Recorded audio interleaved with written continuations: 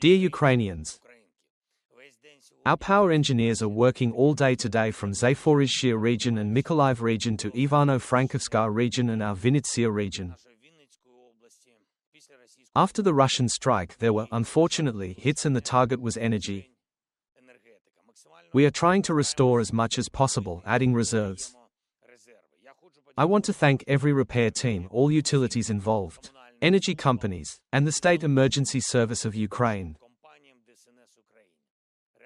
A really national task. Wherever the Russians have destroyed, Ukrainians are rebuilding everywhere.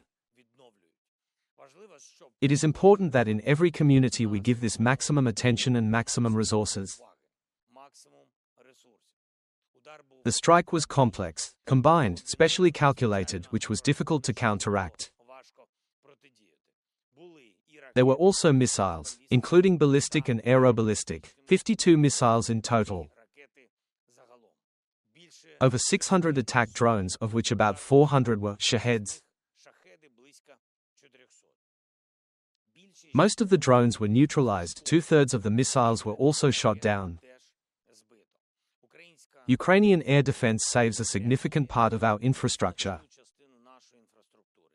This is the very first priority, air defense systems and missiles for them. Every day we work on it, as well as our range. Our completely fair responses to what Russia is doing against Ukraine, against our people. Now, a few hours ago, there was a strike on the Slavyansk TPP, a strike by Russian bombs. Unfortunately, 2 people died. My condolences. There are wounded, and this is exclusively terror. Normal people don't fight like that. And there must be a proper reaction of the world to such a Russian war. It is very important that we have specific agreements with Norway specifically on energy. This is support for our gas purchases. There are agreements with Germany, Italy, the Netherlands, and we are working with them on equipment for generating electricity. We count on the support of the European Commission. Today, the Minister of Energy of Ukraine is with representatives of the Group of 7, with the G7 energy ministers. And these are countries that can and will definitely support Ukraine. We provide such work with them. The head of Ukraine's foreign intelligence was at the report. There are first details on the effect of American and European sanctions against Russian oil companies.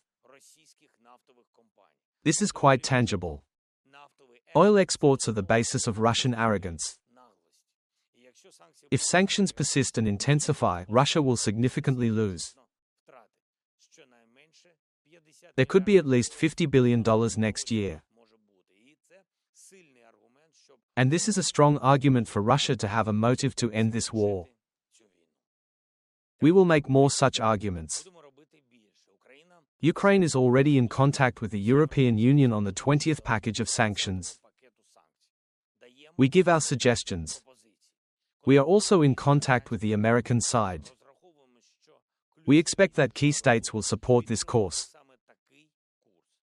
We can already see that there will be a reduction in imports of Russian oil by India and China. And it is necessary to ensure that there is no circumvention of sanctions through third countries. A reduction in Russian oil is a reduction in Russian war. And in this regard, there should be no exceptions for anyone, including Hungary. The Russians are already thinking about how to sell their enterprises, in particular in Europe, because they will not be able to work. Of course, today there have already been many reports from the military. First of all, the Pokrovska direction, Donetsk region in general and the areas bordering the Dnipro region. We are destroying the occupier with all our might. I want to thank every soldier, every sergeant, every officer, who fights for Ukraine and gets the results Ukraine needs, no matter what. We are defending our positions, we are defending our state. Glory to Ukraine.